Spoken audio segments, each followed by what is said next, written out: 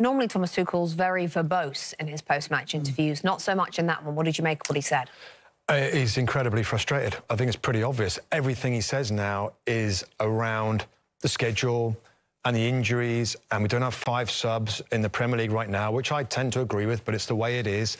He's talking about more injured players, and it's, by the way, every club's going through difficulties with the virus and playing all these games, and it's not ideal. I look at his bench there, Rebecca, it's full of first-team players. It's full of first-team players. So, now, some of them might be carrying stuff, I get that, but I think most people really have enjoyed Thomas Tuchel being in that Premier League, but just recently, you've got to get on with it and stop feeling sorry for yourself. It's not ideal. Other teams have the same situation with European competition. International's going to go away and everything else. So the frustration's starting to show. We saw a little bit in the highlights there of him going crazy on the sideline and his interviews as well. The frustration is growing in this guy. Jurgen Klopp is very frustrated as well with the schedule and with the COVID situation and with the injuries, sounding very similar to Thomas Tuchel.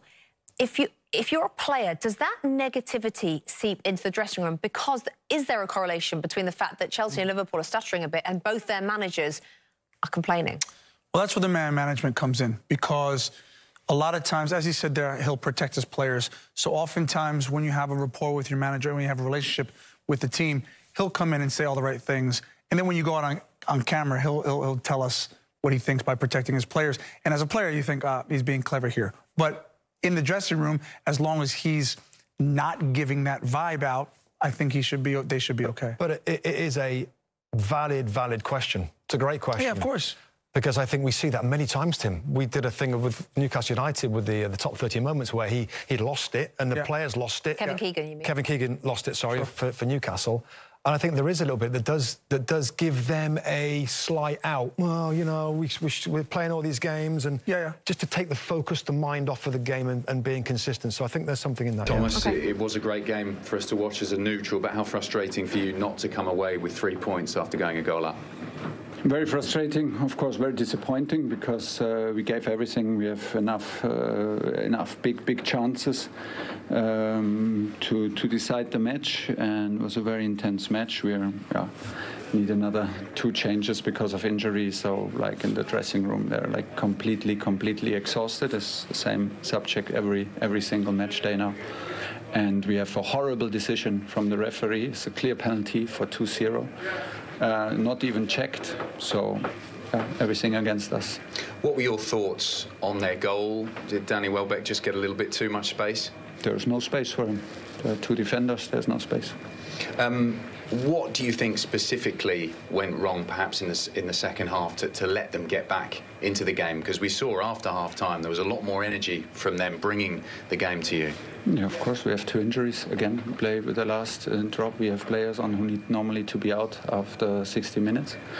That's the point, nothing else. We saw Reece James come off. What's the prognosis on that? Do you know yet? No prognosis, hamstring injury. And just looking ahead to that Liverpool game on Sunday, crucial. No need to look ahead against Liverpool. We can try to find players who are ready to play, and then we have no more wing-backs. We have everybody injured, and players come back from COVID situation, and we're playing, and I will always protect my players, and first of all we need to now digest this and not talk about next game. A point, but I suspect it must feel almost like a win, doesn't it? That's a great feeling, because I thought the performance was really strong from us. Throughout the game we asked the question of Chelsea. I think they've got some top players and they're a top team, but I think we more than matched the game. We put a lot into the game, so it's nice for the boys that they can get something from it. Thomas Tuchel, when I asked him, I said, was a point of a fair result. He didn't seem to think it was. What do you think? I can beg to differ. Absolutely. And what about Danny Welbeck? He's obviously had his issues, his injuries, and terrific header. Yeah, it is. Yeah, I mean, he's an important player for us. Getting him fit and enjoying his football is important for us, but he's one of the many players that we have. We've got a nice group, a nice togetherness that we fought all the way again to the end. You could tell in the stadium the crowd weren't so comfortable.